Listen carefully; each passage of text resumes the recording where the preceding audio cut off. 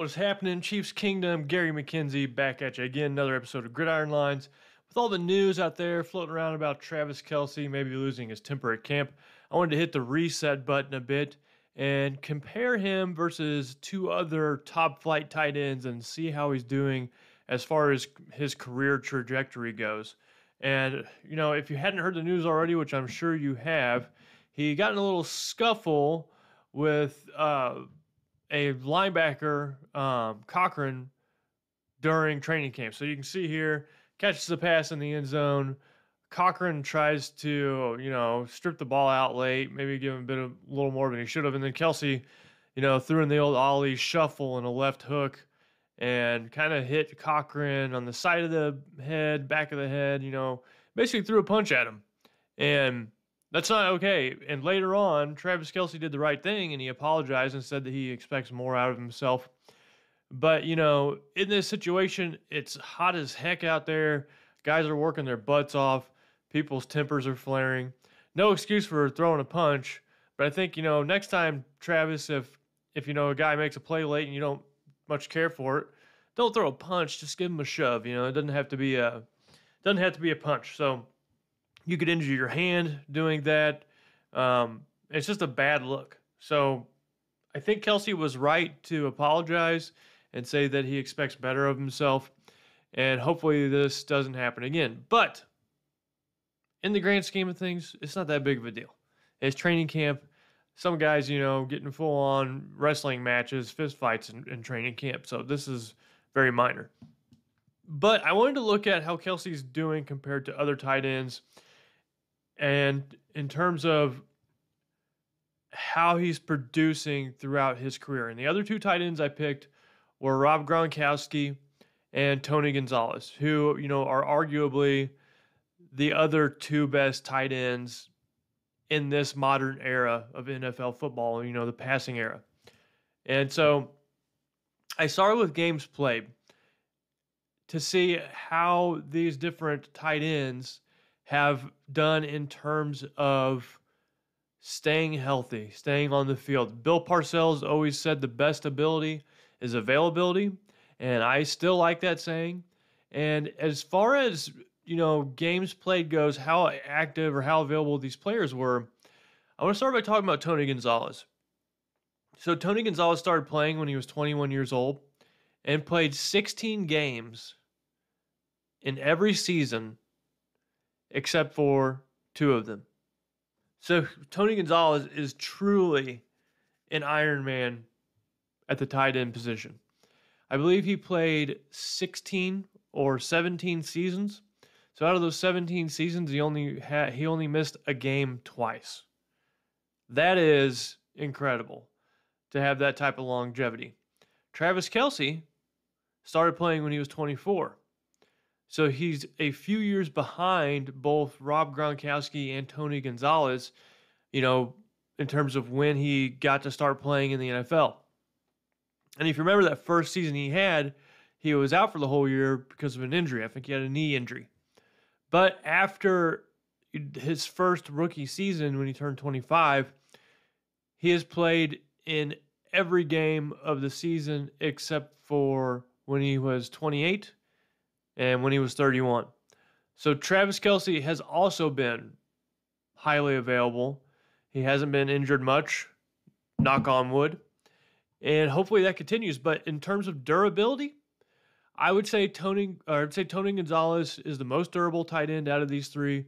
Travis Kelce, a very close second. And if he can continue going on for the next few seasons without missing many games, then I think there's an argument to say that he's kind of in that same tier as Tony Gonzalez. And then nextly, you have Rob Gronkowski. And Gronkowski was often injured. You can see his line here. The blue line represents Gronkowski, and it's just jagged. It's all over the place. When he was 30, he didn't even play that season because he had retired. Then Tom Brady convinced him to come back to the Bucs. He ended up playing all 16 games that year, and then the year after, I think he played 12 games. And so throughout Gronkowski's career, durability was a problem. And you could see, kind of his knees were just giving out. towards the end of his career once he hit around 29. You could really just kind of see that the NFL had taken a toll on his body. Kelce, on the other hand, I haven't seen that. I haven't seen him looking like his knees are shot or the NFL is taking a toll. He's kind of more on that Tony Gonzalez trajectory because Tony Gonzalez was, playing into his mid 30s and the guy looked sharp out there. He still looked clean. His knees were strong, back was strong. And Travis Kelce definitely looks the part in terms of his body being able to hold up over time. And, there's one other thing I want to mention about Travis Kelce, and that is he does not rely on physical attributes to be productive. And this is why I really believe Travis Kelce has 3 more years of highly productive football in him because he is such a smart, cerebral player that he doesn't have to rely solely on his athleticism. And because of this, I think he's still going to be able to find ways to get open. If you watch his footwork is miles ahead of the next tight end in the NFL today. And he uses his leverage, his footwork, his body movement to his advantage to trick defensive backs and safeties into kind of leaning in the wrong direction or taking a misstep. And that's why when you watch Travis Kelce play, it seems like he's moving so much faster than everyone, while also at the same time he looks so slow. So he's just so good at using his body, his mind, manipulating defenders, being spatially aware, how to use his footwork to generate the shortest path with the least amount of steps, being super productive in that right. And then on top of that, he doesn't rely on his physical traits, but he does have good physical traits. And so that is why I think as he gets older and maybe he starts to lose some of those physical traits, his mental aspect of his game, his footwork, his ability to trick defenders really comes into play, and he still remains productive. So speaking of production between these three, as you can see, Tony Gonzalez is in the dark gray or black line. Travis Kelce is the red line, and then Gronkowski is the blue line. And what we're looking at are receiving yards. So receiving yards by age.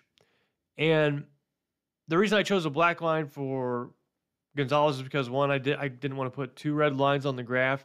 So I went with the Falcons black.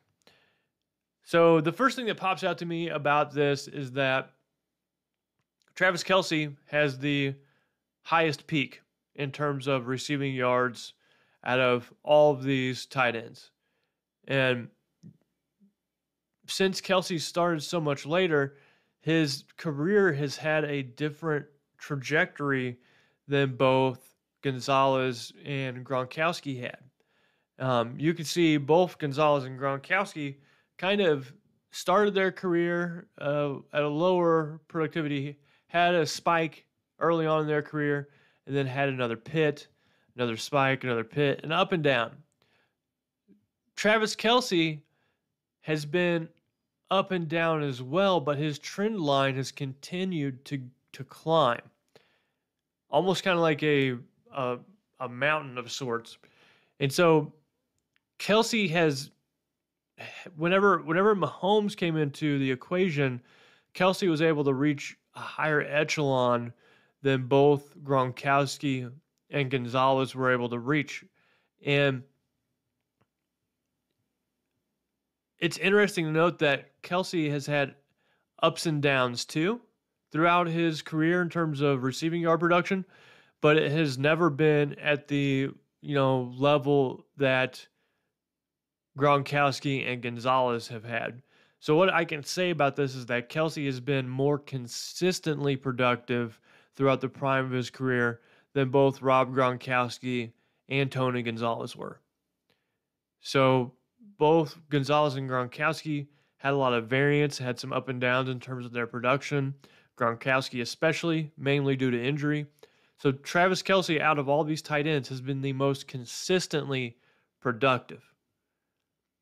And you have to wonder how Kelce would have done had he been around in the NFL when he was 3 years younger, like both Gonzalez and Gronkowski have. And we'll take a look at their overall stats to see where Kelce, lines up with these two all-time tight ends. Nextly, we have touchdowns, and this looks like a bunch of spaghetti piled up on a plate, or one of those kind of those EKG monitors. So this is a little bit everywhere. And one thing to note is that touchdowns, they're a little bit noisy in terms of when you're collecting data, because a lot of things can happen where a player, either gets a lot of touchdowns or doesn't get a lot of touchdowns. But of this group, you'll see here in a little bit, Rob Gronkowski, he leads this group in terms of touchdowns per game. He also has a lot of variance in terms of his touchdowns, and that's because his injury history. Same goes for Tony Gonzalez. Same goes for Travis Kelce. They both have a lot of variance. Both Kelce and Gronkowski have the most touchdowns out of the group in a season at 12 for a tight end. And then the reason for the variance, as I mentioned before, is that there's a lot of noise. For instance, one game, Travis Kelce caught 4 touchdowns versus the Raiders last year. Once you get in the red zone, anything can happen. And some years, teams are really focusing on stopping that player in the red zone. Some years, teams are focusing on stopping that player in the red zone, and they can't, like the Raiders did in that last game versus Kelce whenever he got 4 touchdowns. And so the touchdown numbers are all over the board. All 3 of these tight ends consistently scored a good amount of touchdowns and were productive, and all 3 have seen a lot of variance in terms of their touchdown production from season to season. But overall, career totals for these 3 tight ends, Travis Kelce has played 144 games in his NFL career. Tony Gonzalez played 270, and Rob Gronkowski played 128. I don't think that Travis Kelce is going to catch up to Gonzalez and hit that 270 mark, but as you can see with Rob Gronkowski, he's already passed him in terms of total games played. And Kelce, to make up that difference, that's 126 games. So you're looking at about 8 more seasons. And that means that, Kelce would have to play until he's 41, 42 to reach that number of games that Tony Gonzalez had. And I think Kelce's going to age really well, and he's continued to show that. But I don't think he's going to be playing until he's 41, 42. I don't think he's going to pull a Jerry Rice. Although I will say that I have seen some similarities between Kelce's game and Jerry Rice's game in terms of the fact that they both weren't the most athletic. They did have good athletic traits, but they won with their minds and their footwork and their positioning and their hands. They won in different ways, and I think that's why Jerry Rice was able to have such a long career, and I think that's why Kelce's going to be able to be playing well late into his career as well. In terms of total yards, Travis Kelce is about 5,000 yards behind Tony Gonzalez, and he's got Gronkowski beat by over 1,000 yards. Yards per game, Kelce and Gronkowski lead this, with Gronkowski taking the lead with 73 yards per game. Kelce was 72. And then Tony Gonzalez had 56 yards per game. Played in slightly different eras. I describe the Tony Gonzalez era as the passing era, whereas I described the Kelce era as the hyper passing era. But both eras put up really good passing stats. Nextly on touchdowns, Travis Kelce has 69. Tony Gonzalez has 111. Rob Gronkowski has 92. I don't think that Kelce can catch Tony Gonzalez in terms of total touchdowns during the regular season. I do think there's a possibility he could catch Rob Gronkowski. He needs 23 more, so 3 more seasons of pretty solid play should potentially be able to get him up to 92. And then lastly, touchdowns per game. This is where Rob Gronkowski really stands out. So it goes to show, 1, how good of a red zone threat he was, and 2, just how well he and Tom Brady worked together in the red zone, how accurate of a passer Tom Brady was in the red zone, um, where Rob Gronkowski, is 24 points or 0.24 points above the next closest tight end in this group, and Travis Kelce. So out of all of these three tight ends, if I had to say, each one of their careers ended today, I would rank Tony Gonzalez as number one. And then I would rank Travis Kelce as number two. And then Rob Gronkowski as number three, a close number three, because Rob Gronkowski was so productive whenever he was on the field. It's just that his injury problems really caused me to kind of take his ranking, between these three down a bit. And that's my own personal preference. I have always put a lot of stock into availability, staying healthy. I think that longevity itself is a worthy thing to evaluate players in terms of whether or not they should make it into the Hall of Fame. That's why I think even a player like Derek Gore should be considered for the Hall of Fame, not because of his extraordinary production, which he does have good total numbers, but simply because of his longevity, his durability in the NFL to play that position as long as he had. I don't know if y'all heard that thunder, but it's kind of storming here a little bit. But like I said, I'd rank Gonzalez number one, Kelce number two, Rob Gronkowski number three. And if Kelce's able to pass Gonzalez, in terms of the yardage and maybe win another Super Bowl or two, then I start kind of thinking that Gonzalez might be the best tight end out of this group. But let me know in the comments what you think about these three tight ends. Was there another tight end you wish that I would have included? How would you rank these three? Do you think Travis Kelce can catch up to Tony Gonzalez in terms of yards? Do you think he can catch up to Rob Gronkowski in terms of touchdowns? Do you think he can catch up to Gonzalez? Gonzalez is 111 touchdowns. Like I said, let me know in the comments. As always, make sure you subscribe to this channel if you've not done so already. We really appreciate it. Trying to get to 30,000 subscribers. We're steadily climbing. So thank you to everyone who's subscribed. We really appreciate it. And then lastly, hit the like button. If you like what you see here, hit the like button. It helps share this video with other Chiefs fans who may be looking for similar content. But with that, that's all I've got to say. I hope you enjoyed this video. We are in peak offseason. I'm talking about random stuff. If there's anything you want me to cover before the regular season to predict or discuss, let me know in the comments as well. I am also going to work on the regular season prediction here shortly. We're getting closer and closer to that first preseason game. I'm really looking forward to it, but that's all I got to share. This is Gary signing out. Thanks for spending time with me. Thanks for watching this video from the team at RGR Football. Click these videos to see more and subscribe to RGR Football.